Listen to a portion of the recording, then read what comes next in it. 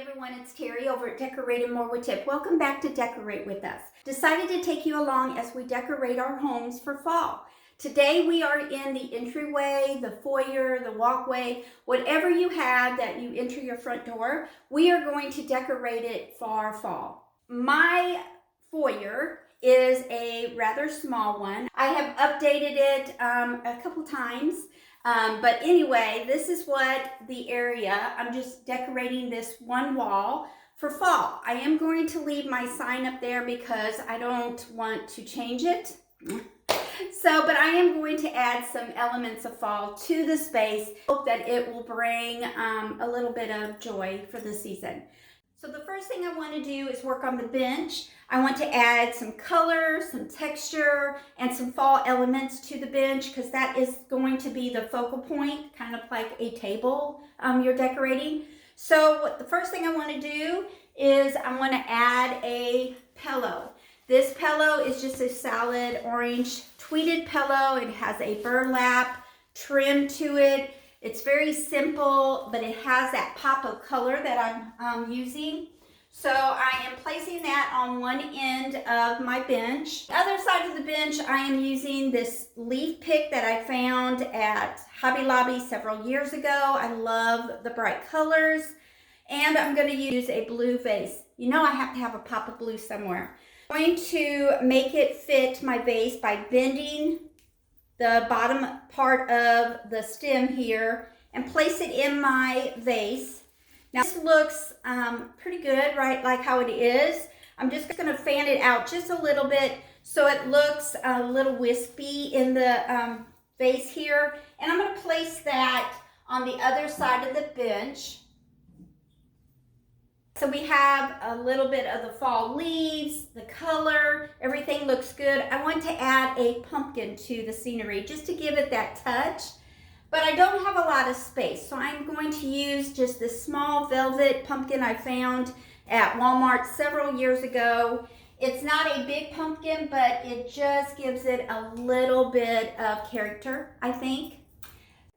So in my plans, this is all I was going to do for my bench area and call it done. I do not like how this is so bare.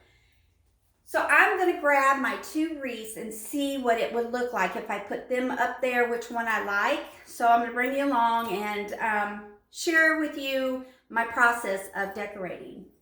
So I have two fall wreaths already made. I purchased this one at Big Lots several years ago and this one at Pier 1. And I'm going to see which one, if I place that there, I think it clashes with the leaves. I love the color and everything, but I do not like how that looks. So that's a no. But really, I don't like that one either. It doesn't have the bright colors as the arrangement here. It's just too deep. I think it's pretty. I'm not happy with it. So I do like a wreath up there. I know that. I just don't have one made. So I'm going to turn the camera around to the dining room table where my wreath board is, and we're going to make one. Now, I made this wreath on my old Facebook page a couple years ago, but it's no longer on my Facebook here. So I am going to do it. So the ones that have seen this already, I hope you enjoy rewatching it. So I think it's going to look better with a grapevine sunburst wreath. I had this several years ago, but you can find them at Hobby Lobby, or you could go up to the blog and I share with you how you can make your own with twigs in your yard. So, and I'll link that in a comment below. So anyway, we're going to take this and I'm going to bring the camera a little bit closer so you can see exactly how I do this. Instead of looking at me, you'll just see my hands. I have my grapevine wreath ready to be decorated. I am taking 6 of the bittersweets from Dollar Tree. They have different colors. This year I went in, they had a bright yellow, they had a yellowy orange, they had an orange, they had an orange red, and then they had a deeper red. So I know they still have these. I'm using 6 of them, so it's only going to take you $6 to make a wreath that looks like a lot more. So what you're going to do is you're going to take one bundle of the bittersweet and you're going to fan the leaves out, separate them so that they all are away from each other. Then you're going to take the end here and place it inside your grapevine wreath. And then just kind of push it toward the grapevine wreath and let that go. I'm not even going to fool with it or anything. I'm just letting that go wherever it wants to go. So I'm taking another one, fanning them out. And then I'm going to just kind of have my hand kind of close to where I placed the last one, and then just stick the next one down into the wreath here, and then push it down. What I mean by pushing it down, I'm taking the base of the bundle and just bending it toward the wreath. Another one, doing the same thing, fanning them all out. And put my hand there and go to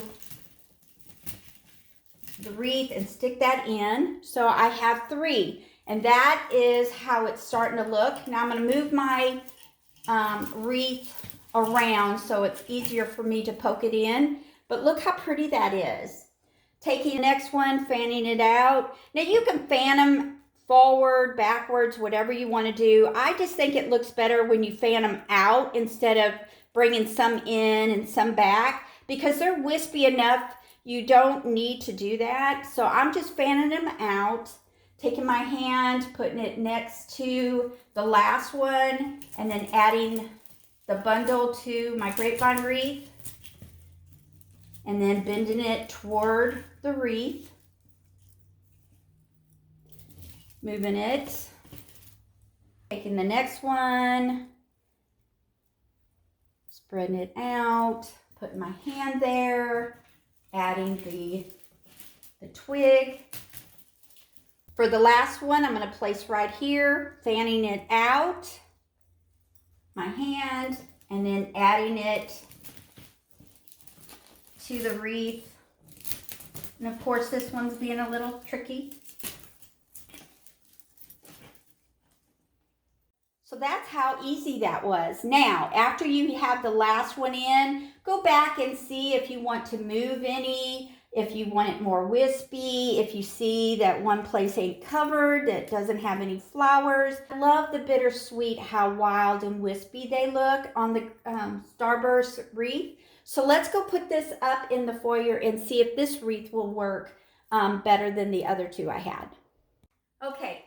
See how cute that is? I love it. It only costs $6 to make, and you can use any color. I like how the bittersweet goes with the sunburst wreath. I just think that is so pretty. I do have some yellow ones I used in my hutch.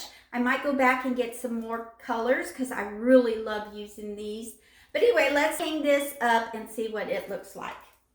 Instead of putting a nail here to hang my wreath, I am using the 2 coat hangers here, and I'm just going to add them in to the wreath and let them sit on the starburst grapevine.